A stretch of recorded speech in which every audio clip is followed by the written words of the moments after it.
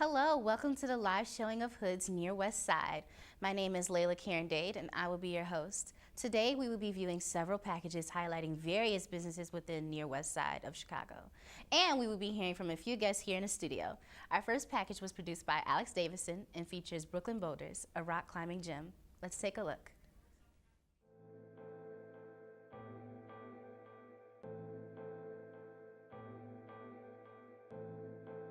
My name is Claire Bao, and I am the marketing manager of Brooklyn Boulders Chicago.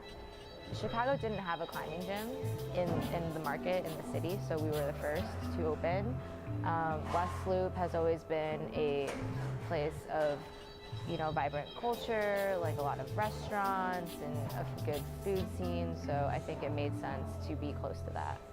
So at Brooklyn Boulders, we believe in acting as a platform for a community to express themselves, whether that's physically through interacting with our walls or gym or yoga studio, or creatively, we have a ton of art covering our walls as well. So it's really allowing our community to be able to express themselves. Our clientele varies from youth programs, so like 5 years old to like 70 years old. Climbing can be for everyone. Fitness and an active lifestyle can be for everyone. So there's something for everybody here. We want to make sure that everyone feels invited and welcome here. You can walk in without any experience at all and definitely get on the walls. We also do have boot camps and group exercise classes, fitness classes, personal training.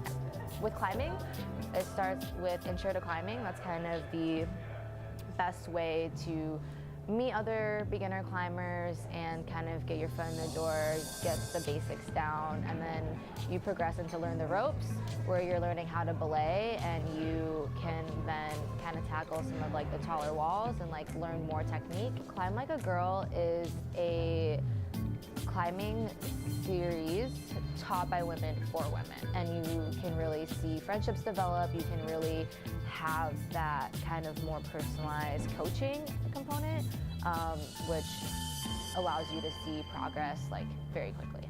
We have our adaptive climbing group, so we host Wednesdays from 6 to 8 climbers with disabilities, whether it's visual impairment or amputee or other such disabilities. It's a really empowering group. In climbing, you're never gonna be fully satisfied. There's always something else that's gonna present itself as a bigger challenge to you. So I think there's kind of this like endless amount of growth and ways that you can push yourself.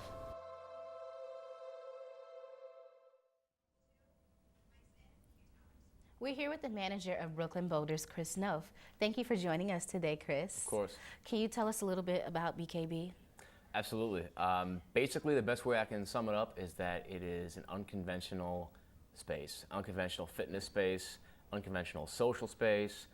It's a combination of a workplace and a playground, and it's a fun place to go to every day. What is your position at BKB? So I'm the general manager, so I basically oversee all operations, from hiring to our programs and products to the financial health of the business. All aspects I have some sort of eye on. Nice. Can you tell us about your favorite part about working at Brooklyn Boulders? I think it's just the ability to do my work and have office time and meetings and kind of those conventional job functions, and then be able to go do yoga, go climb, get dirty, get sweaty, go shower, change, and get back to work. And be able to do all that in one day without leaving the building, regardless of the season or whatever. It's really awesome. And I try not to take it for granted, because I know a lot of people do not have a type of job arrangement where they can do that. Mm-hmm. So you're a climber yourself? I am. Unlike a lot of my coworkers, I did not climb very much before I came to BKB, but I've been there for about 2 years now, and in that time I started basically unable to do anything on the wall, and now I'm climbing about V4, which is kind of like the beginning stage of intermediate, I guess. Okay. So I've seen progress, but I have a long, long way to go. Okay. Can you tell us a little bit about the project where it talks about girls? Do you guys have a program specifically for girls? We do. We have a class called Climb Like a Girl. Mm-hmm. As far as I know, that program was basically born out of the desire to make climbing kind of more accessible to women. In some fitness places, like you can walk into and it's like a bunch of dudes, and it's like sometimes people aren't like all excited about that. It feels a little exclusive. So Climb Like a Girl was designed to give a space for women to learn about climbing, to grow, to like have a cohort together. And it's a series of classes. So they might start, and some of them might not have any experience at all, but by the end of it, they know a lot more about climbing, and they also like build some friendships out of it. Okay. Is rock climbing something that's truly accessible to everyone, like even people who may have disabilities? I believe that it is. I believe that it's one of those sports where it's you versus yourself. And so you push yourself, you try to do as much as you can, but you ultimately shape your adventure. Like you're the one that's going to decide which route you want to try that day, and everyone else that's there is basically there supporting you and cheering you on. And you know, you're up there and you're like really struggling trying to get it, and people are yelling for you, and you know, and really making you feel good. So I think because it's an individual you versus yourself experience, I think it is accessible for everyone to try. And you know, we have an adaptive climbing program, so for folks with disabilities. We have a climber who's visually impaired. He cannot see at all, and he's able to climb the wall with certain modifications. He has like a little earpiece in his ear, and someone on the ground gives him like verbal directions, and then he feels around and finds the next hold to grab onto. And he's been to like international championships and stuff for adaptive climbers. So it's awesome to see people of all abilities can do it. That's absolutely amazing. Yeah, it is. What kind of classes do you guys offer at BKB?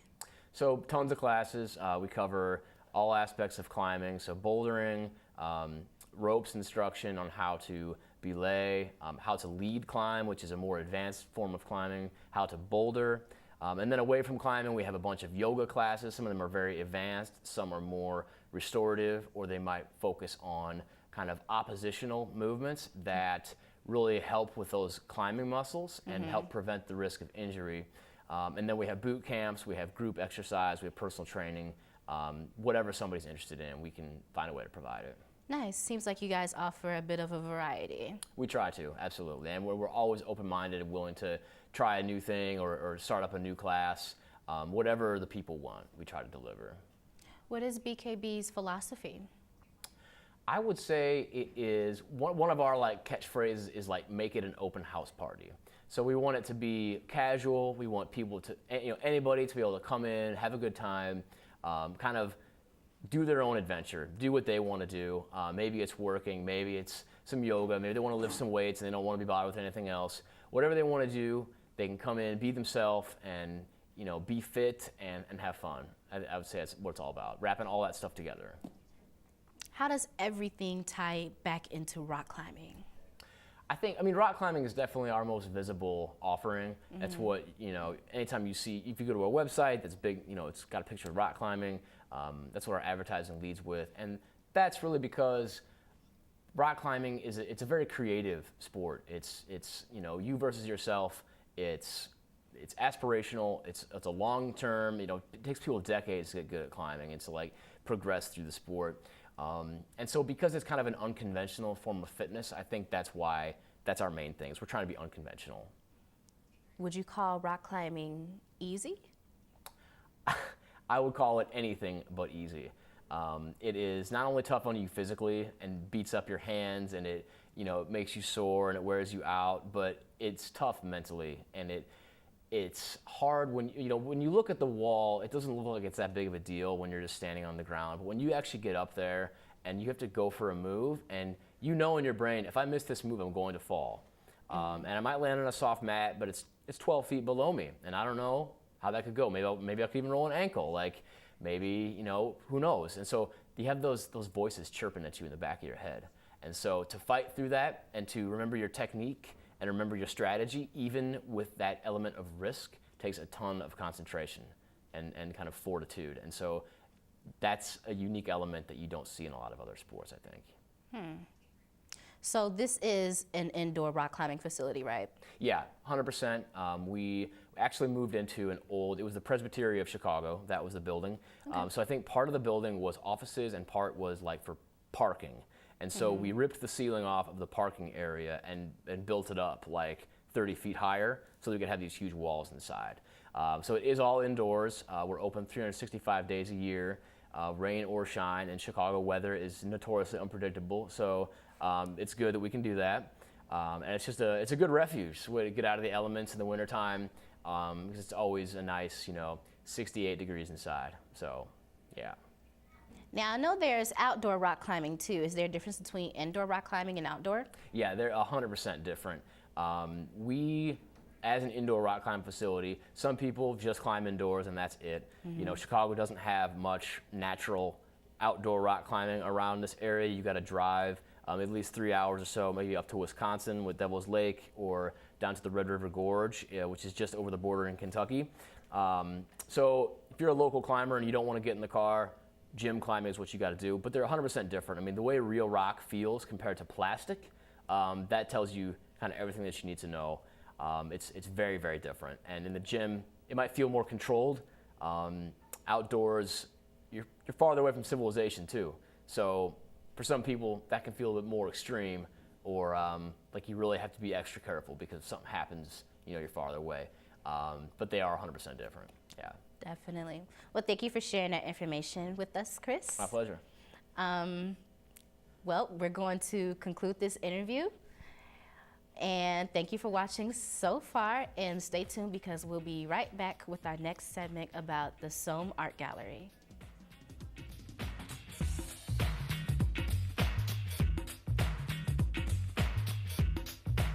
I really think she's going to get out of here, does she?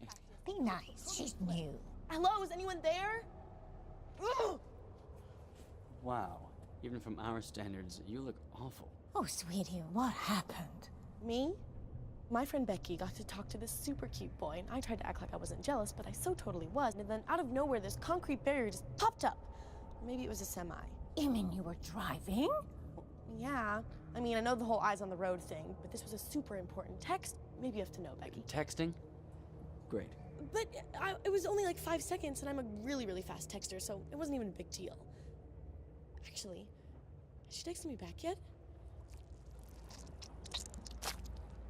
Wow, I get like no bars in this place. I wonder if they have Wi-Fi here.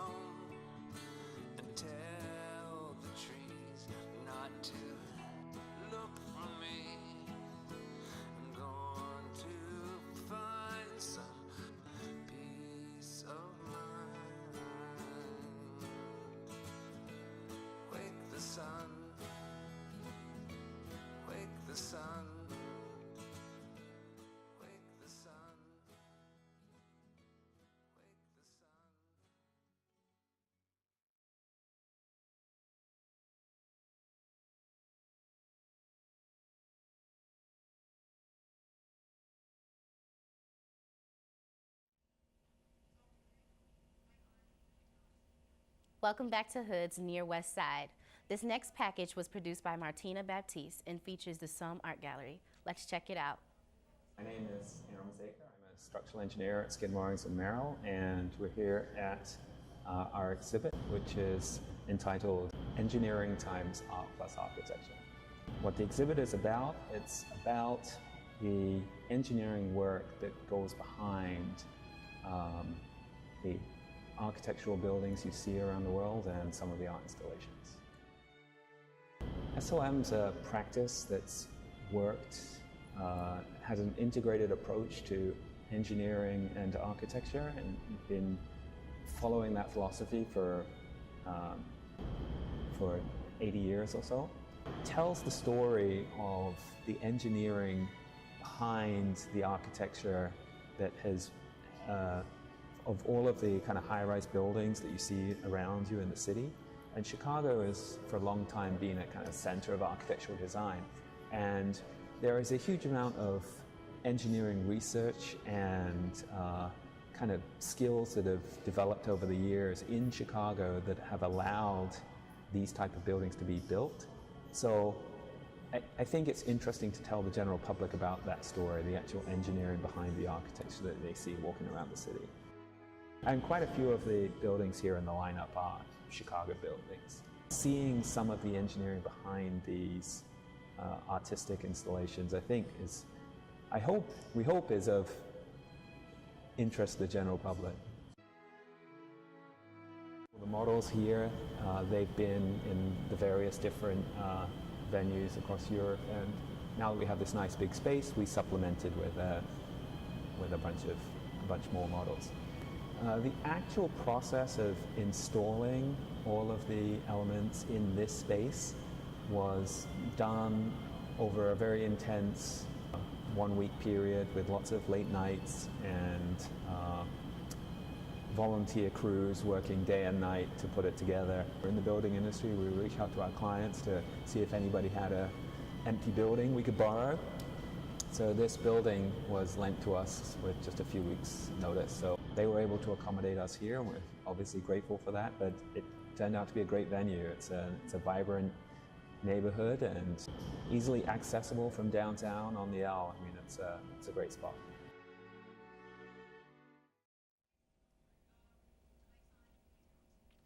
That was an awesome package. But we do have to take a quick commercial break, but stay tuned. We will be back with our final featured business, First Aid Comics.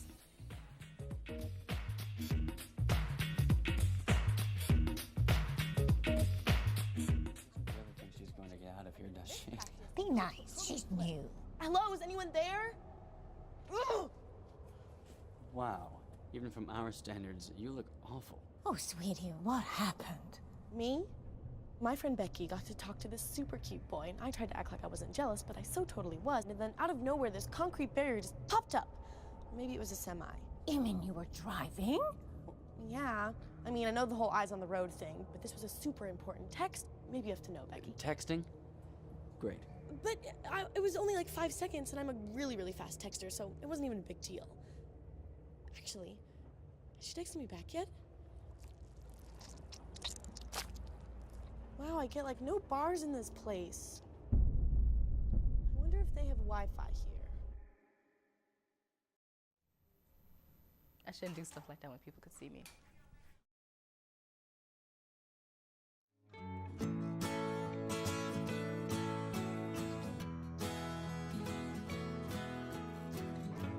Wake the sun, tell him that I've begun to dream of things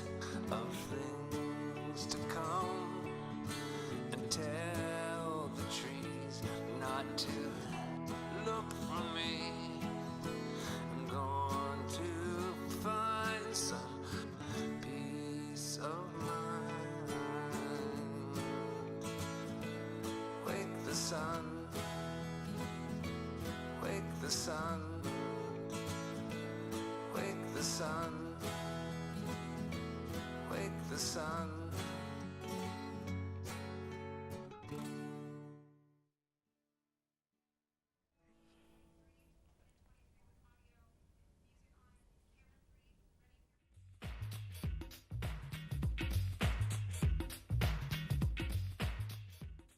Welcome back to Hoods Near West Side. I'm Layla Dade, and we're back with our final package of the show, which was produced by Joe Jackson and features First Aid Comics. Let's take a look.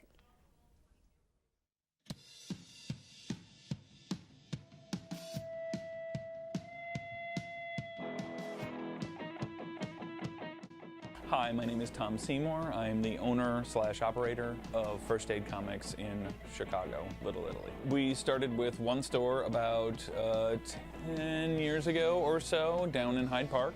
A good friend of mine, James, he started it. And then about 5 years after he opened, I left a job in property management, and my wife and I went into business with him, and we opened this location.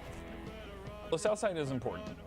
Anything south of 290, there are not a lot of comic shops. If you go north of 290, especially Lincoln Park, Lakeview, Andersonville, there's one every few blocks. So being on the South Side was important to us, and it's tough to get more Chicago than that. So I guess I kind of let them tell me what they're interested in. Being this close to / on a college campus, there is a lot of varied interest. A book called Saga is very, very popular. I probably sell as much of that as I do of Batman. It's an interestingly close-knit neighborhood. When I opened, I think a lot of the local people who have been living here for generations were giving me the side eye a little bit. They genuinely weren't sure what kind of thing I was going to be selling. I actually think a couple of them thought that I was going to be a porn shop. So I think they were relieved to see that it was much more of like a kid-friendly environment that we have here, and that kind of everybody's welcome. So it did take a little while to sort of have people warm up to me. I actually am not a personal fan of digital books, but I know a lot of retailers dislike them and think they're the enemy and that kind of thing. I have not found that to be an issue. I actually find that digital books bring people into my store. People will buy things digitally, and if they really speak to them, then a lot of times people will come in and it'll generate interest in them asking a question, you know, or wanting to see. The internet tells you a lot, but it doesn't tell you what's next. My wife and I often joke that when we decide to be done with this whole thing, that we're going to retire and move to Hawaii and open up First Aid Comics Honolulu. We're here with frequent customer of First Aid Comics, Alex Davison, to tell us a little bit about what the store means to her as a resident of the Near West Side. So Alex, can you please tell me how you discovered this comic place? Yeah, I mean, I've been really into comics for a really long time. I grew up with them. My brother used to have this big box of comics that I wasn't allowed to go into. So naturally I snuck in and would read all of his comics. And when it came time for me to move to the West Loop, I knew I had to find a comic book store. And at that time, I hadn't really been reading anything for a while. I had a couple of titles that I knew I was interested in. So really just like a quick Google search showed me that First Aid Comics was the closest one to my apartment. So I just walked in one day. Okay. Can you tell me what comics signify for you? What they signify for me? I mean, I think they're a form of entertainment that brings together art in multiple forms. I mean, you have like verbal, a lot of words in it. There's also like visual art of like the drawings and stuff. Mm-hmm. There's so much more you can do when you bring a visual and a verbal medium together. It's really just like reading movies. Okay. Can you tell me about some of the comics you have here with you today? Sure, I brought a stack. So these are some comics that I'm really into right now that some of them are currently running, a couple of them kind of just went on their way out, but you can still find the trades. The one that I'm really excited about right now is Runaways. You're probably familiar with it because they just started a TV show on Hulu. And this is actually a sequel series, so it takes place after the original Runaways run. Okay. So obviously, I feel weird about talking about it because I don't want to spoil it for people who are just watching the TV show. But the current TV show is following the Runaways, the first iteration, which was written about 10 years ago. And this is a new one, and it picks up after the events of the current Runaways, and it's written by Rainbow Rowell. You might recognize her name if you're really into reading YA. I don't know if you are.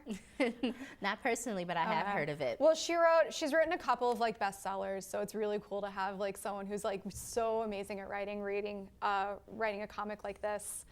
And it's such a good comic. It's just really nice to be able to check in on these characters that I fell in love with when I was a kid and see how they're doing. I'm also reading Batgirl right now, mostly because I know that the movie's gonna be made pretty soon, so I wanna be really cool and catch up on that. Okay. Captain Marvel's one that's reading right now that I really enjoy, again, just so I can seem cool for the movies. No, Carol Danvers is a badass, and I'm really excited to, I really enjoy reading her every week. I mean, she can like fly through space. She was part of one of my favorite superhero teams a while ago called the A-Force, which was an all-female superhero team. It had her, She-Hulk. I don't know if you read, not read, but I don't know if you've been watching the, oh gosh, I can't remember what it's called. Infamous? Inhumans, the Inhumans series. I think it's on FX. Okay, I've heard of that. Okay. Medusa, who's one of the characters on that, she was on the team. They also had one of the X-Men named Dazzler on it. And also from the Runaways, they had a character from the Runaways on that team. So I do my best to keep up with all of the ladies who were on that team in their separate comics now. One that I'm really excited about is DC Bombshells. It's been running for a while. It takes place in an alternate universe during World War II.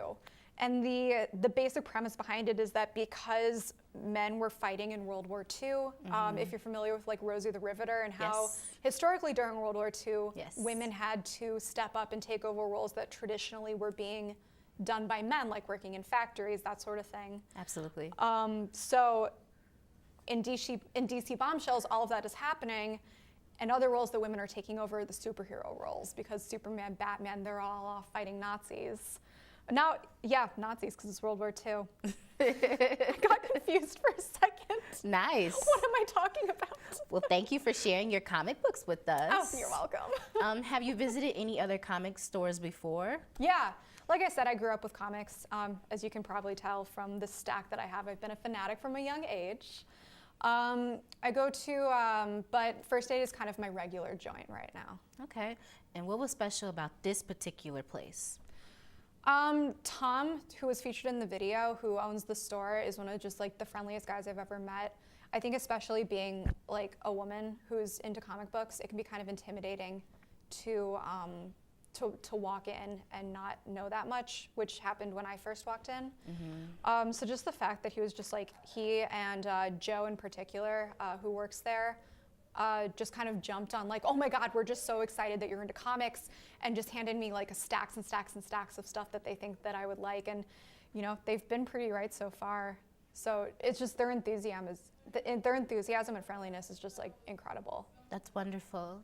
Have you ever picked up any other like merchandise, but anything that isn't a comic book from the comic book store? Yeah, they sell, oh gosh, I can't remember how much they are, but it's like $1 magnets, like fridge magnets, and I have like 5 of them. I feel like every time I have just like a little bit of disposable income and I'm in there, I just like ended up picking up a button. Like I have a couple of like Calvin and Hobbes ones. I don't know if you've ever heard of Daria, the cartoon. I have a 6 Sad World pin. That's my favorite one. Nice. And what keeps you coming back to First Aid Comics? I mean, my pull list. I have to find out what's going to happen next. Right. And you know, like I said, it feels nice to visit them and like talk to them about comics. We read a lot of the same stuff. Tom recently recommended one to me called Mr. Miracle that I just started reading, and I have to obviously go back next week and tell him what I thought of it. So they're like friends to you? Yeah. Yeah, friends with a business transaction. Right. What's your favorite series? So the 3 that I mentioned I really enjoy. One in particular that's really special to me is called Bitch Planet. It's right now what they're doing is, because of low sales, they're doing triple feature one-shots. So you can pick up a Bitch Planet comic and you'll get 3 mini stories in it, so you don't even have to worry like if you haven't been keeping up with it.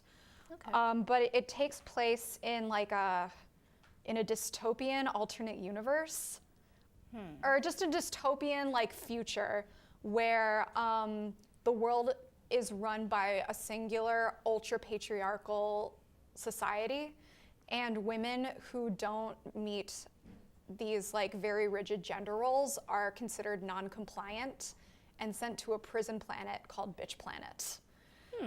So it's about the original run, which I highly recommend checking out, is about the women on the planet, and then these new features are about the women who have to live in this like in these rigid gender roles. Okay. Well, thank you for sharing your interest with comics and your opinions about First Aid Comics with us. I just really want people to think I'm a huge nerd. It's fine. But ouch. That's all the time we have for today. Thank you to all of our guests who spent their time with us today, and thank you to our wonderful producers for bringing us these packages. I am your host, Layla Karen Dade, and thank you for watching Hoods Near West Side. Have a good night.